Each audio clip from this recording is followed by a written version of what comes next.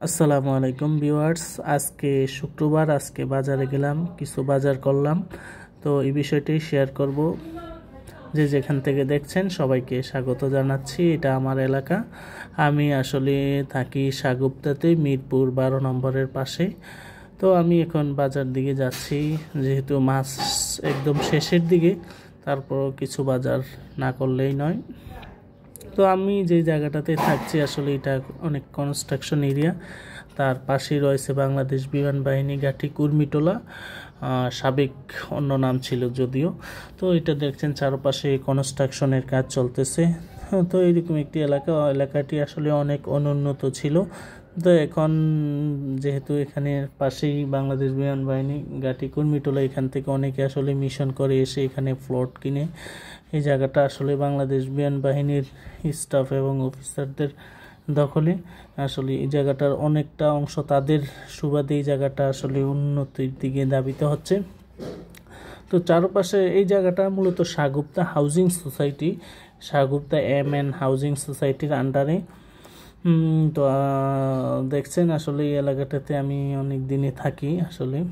তারপর আমার আসলে এই জায়গাটা খোলামেলা, অনেক মাঠ আছে আসলে এইদিকে বিকেলবেলা খেলাধুলা করে আমিও আসলে বিকেলবেলা এবং সকালে আসি।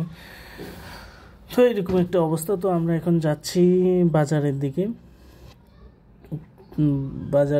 তো বাজার থেকে একটু দূরে আছে। তো সামনে দেখতে পেলাম আসলে এই জায়গাটাতে খাল খনন করতেছে, খাল থেকে মাটিগুলা উঠাচ্ছে, যেগুলো বজ্র বিভিন্ন এগুলো উঠাচ্ছে। তো এটা আমাদের নজর পড়লো। তো আমরা আলু জিজ্ঞাসা করলাম আলু কত। পেঁয়াজ আজকের বাজারে ছিল 2 কেজি আসলে 90 টাকা, আলু 20 টাকা করে ছিল। তো আমরা এখন আসলাম আসলে বাজারে, মুরগির দোকানে। মুরগি দেখলাম, মুরগি নিলাম একটা আমি। তারপরে আমি চলে আসলাম মাছের বাজারে, মাছ দেখলাম। আসলে আমি সবসময় এই বাজার থেকেই মাছ কিনি। সবাই আমার মোটামুটি পরিচিত, সবাই এখানে মোটামুটি মাছটার রিজনেবল আছে।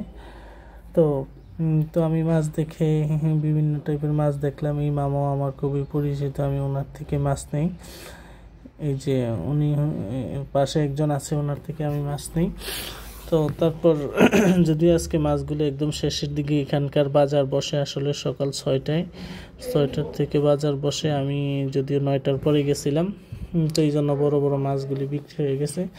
তো আমি আমার বাজার সেরে একটা এখান থেকে মুরগি নিয়েছিলাম, আর অল্প কিছু বাজার করে আমি আবার আমার সেই গন্তব্যের দিকে চলে যাচ্ছি। তো দেখতে পাচ্ছেন আমার বাজার অল্প কিছু, যদিও পেঁয়াজের দাম রমজানে অনেক বেড়ে যাবে।